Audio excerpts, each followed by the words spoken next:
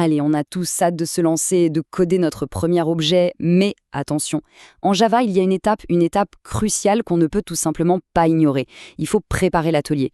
Et là, on ne parle pas d'une simple suggestion, hein. C'est la fondation, le socle de tout ce qu'on va construire ensuite. Si on zappe ça, eh bien c'est comme construire un château sur du sable. Bon, cette phrase-là, elle peut être un peu frustrante, hein, on est d'accord. Quand on vient de Python ou de JavaScript, on a l'habitude. On ouvre un fichier, on code, et hop, ça marche.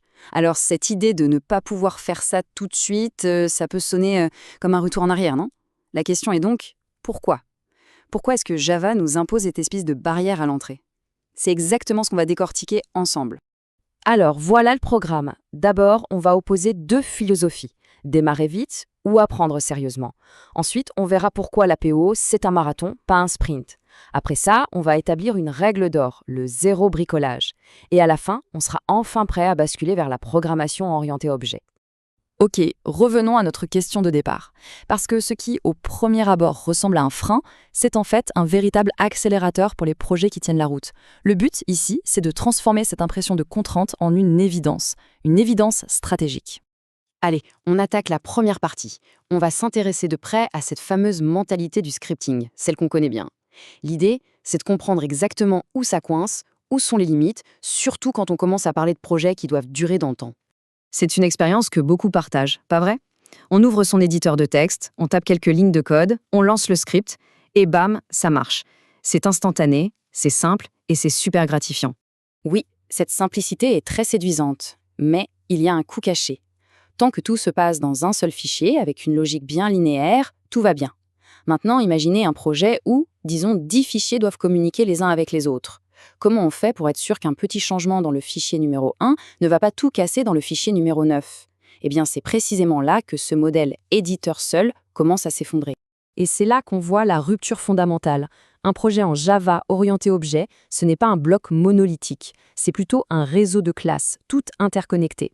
Et le truc, c'est qu'une toute petite erreur dans une seule classe, c'est comme si on retirait une brique d'un mur porteur. L'impact peut se propager absolument partout et déstabiliser l'ensemble de la structure.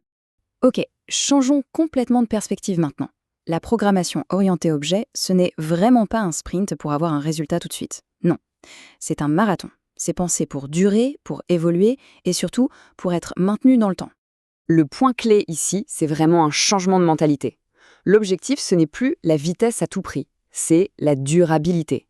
On n'écrit pas du code juste pour que la machine le comprenne, on l'écrit surtout pour que la personne qui le relira dans 6 mois, que ce soit soi-même ou quelqu'un d'autre, puisse le lire, le comprendre et le modifier sans s'arracher les cheveux. Et ce scénario, il illustre parfaitement le cycle de vie d'un projet qui a été mal préparé. C'est un grand classique. Étape 1, on développe une fonctionnalité. Super, ça a l'air de marcher. Étape 2, le projet grandit, on ajoute des trucs à droite à gauche. Étape 3, on a besoin de revenir sur l'ancien code. Et là, c'est le drame. C'est un chaos total, impossible à lire. Et enfin, étape 4, les failles commencent à apparaître et tout menace de s'effondrer. C'est à ce moment précis que tous les petits choix improvisés du début révèlent à quel point ils étaient toxiques. Donc ce fameux cadre de travail, il ne faut pas le voir comme une contrainte, c'est une protection, c'est un peu comme un garde-fou. Il est là pour nous empêcher de prendre de très mauvaises habitudes, souvent sans même qu'on s'en rende compte. En fait, il stabilise l'environnement de travail pour qu'on puisse se concentrer sur ce qui compte vraiment, apprendre les concepts, et non pas passer son temps à éteindre des incendies qu'on a soi-même allumés. Bon, on arrive maintenant au cœur du sujet. L'idée, c'est d'adopter dès le départ un ensemble d'outils qui soit simple, solide et non négociable. L'objectif, ce n'est pas le confort maximal avec des dizaines d'options, c'est la solidité minimale. C'est ça qui compte. La règle d'or, elle est simple et elle est absolue. Chaque fois qu'on prend un raccourci, chaque fois qu'on met en place une solution temporaire, on contracte une dette. C'est ce qu'on appelle la dette technique. Et comme toutes les dettes, il faudra la rembourser un jour, tôt ou tard. Et bien souvent avec des intérêts très très élevés en termes de temps perdu et de complexité à gérer. Alors, concrètement, quels sont les 4 piliers de cet atelier professionnel minimal? Numéro 1, le GDK. Bien sûr, c'est le moteur, ce qui compile et exécute le code Java. Numéro 2, un IDE structurant. C'est notre atelier intelligent, celui qui va nous guider. Numéro 3, un outil de gestion de projet pour organiser tout ce qui est dépendance et compagnie. Et enfin, numéro 4, un système de contrôle de version comme Git. C'est notre machine à remonter le temps, indispensable. Voilà, pas plus, pas moins, c'est ça la fondation. Mais alors, pourquoi se limiter à ça? Pourquoi si peu d'outils?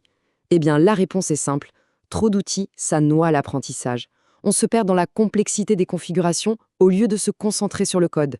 Le but, c'est de maîtriser les concepts de fond de la POP, pas de devenir un expert de 25 outils différents. La règle, c'est d'abord la compréhension, ensuite l'optimisation. Toujours. Voilà, la phase de préparation est maintenant terminée. On a bien compris le pourquoi de ce cadre de travail. Maintenant, il est temps de passer à la suite, le comment et le quoi.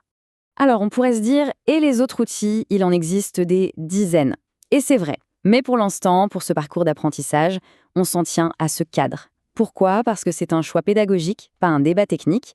En limitant les variables, on peut se concentrer sur l'essentiel. Le grand débat sur les meilleurs outils, on l'aura plus tard, une fois que les bases seront vraiment solides. Donc, pour résumer où on en est, le cadre est posé, l'environnement est prêt, le projet a ses fondations. Tout l'effort qui a été mis là-dedans, ce n'est pas du temps perdu. Au contraire, c'est la confirmation que les fondations sont en place. Maintenant, on est prêt. On est prêt à construire par-dessus. Alors, est-ce qu'on est prêt à commencer à construire avec la POO? La réponse est un grand oui. Ce cadre, ce n'est plus un obstacle. C'est devenu notre rampe de lancement. Maintenant que tout est bien solide, la vraie question change. Ce n'est plus comment on commence, mais qu'est-ce qu'on va bien pouvoir construire avec tout ça? Le véritable apprentissage de la programmation orientée objet peut enfin vraiment commencer.